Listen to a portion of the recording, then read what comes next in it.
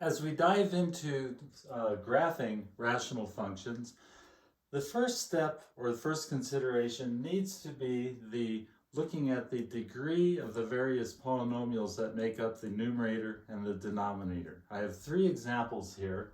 On this first one for f of x, I have a degree of 1 on the top. The power that x is raised to is 1. On the bottom, I have a degree of 2. Our second example, g of x, has a same degree on top and bottom. To both numerator and denominator have a degree of 3. Again, my leading term has that exponent power of 3. My third example has a, this is a typo, should be a squared there because I now want to have it where my numerator degree is greater than my denominator degree. So we will look at all three of these. We're going to see what nature of horizontal or slant asymptote we get with each one of these types of rational functions. On our first one, and we have to do a polynomial division on each one to see what's happening, I'm going to have 2x, and I'm going to be dividing it. That's what this line here means. I'm dividing it by x squared minus 4x plus 4. And I ask myself, what do I have to multiply x squared by to get 2x? Well, the answer is I can multiply it by 1 over 2x or 2 over x, but I want a number that I can put in here, and I can't. There is no number that I can multiply x squared by that is a integer that is the power of x or whatever, that I will get 2x when I'm done. Since there is no number, I have no number.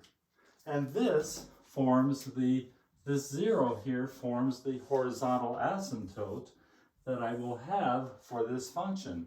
It basically makes the x-axis my horizontal asymptote. That's where y is equal to 0. Going on to the next one, where I have the same degree top and bottom. When I perform the polynomial division, I have x cubed minus 3x squared plus 2x minus 8 divided by x cubed. Let's go ahead and do our 0 placeholders, plus 0x squared plus 0x plus 1. My basic question is, what do I have to multiply x cubed by to match this x cubed here? And obviously 1. So way over here, I draw a 1. And I multiply through and I get x cubed plus 0x squared plus 0x plus 1. Draw my line, change the signs, and add. I get minus 3x squared plus 2x minus 9. And I could proceed on, but there's no point because now I'm at the same place that I was with my first example here. I now am asking, what do I have to multiply x cubed by to get negative 3x squared? There is nothing. I really am done. We'll talk about the remainder part of this at another video. So this is my horizontal asymptote. And so things are different now in that where y is equal to 1, that is now my horizontal asymptote. Going on to the third function in which I have a higher degree in the numerator than in the denominator, things get a little more interesting. When I do the polynomial division, I have x cubed, let's go ahead and take care of the zeros, plus 0x squared minus 4x plus 0. I'm dividing that by 2x squared plus 0x minus 3. And I ask myself, what do I have to multiply this by to get this? Well, I actually, I'm going to put a fraction in here, but that's all right. I have to multiply this by 1/2 x. So I'm going to put that up here, 1/2 x. No problem there, 1/2 is as legitimate a number as anything. I now multiply through, and I have 1/2 x times 2x squared is x cubed. That's what I want. 1/2 x times 0x is 0x squared. 1/2 x times minus 3 is minus 3/2 x.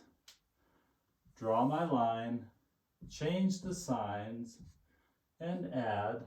Minus 4 plus 3/2, well, minus 4 is 8/2, or negative 8/2, plus 3/2 is minus 5/2 x.